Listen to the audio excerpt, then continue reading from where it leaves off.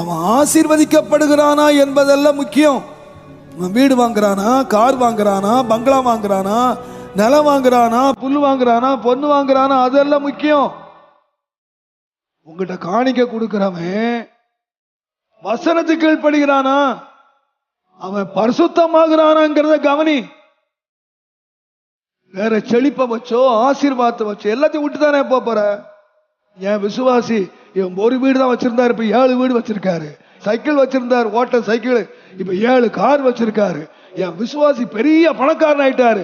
அத்தனை எங்கேயா விட்டுட்டு போறான். ஒரு நாள் எல்லா குப்பத்தட்டில தூக்கி எறிஞ்சிட்டு போறான். ஆனா அவனோடு கூட வர்றது என்னது?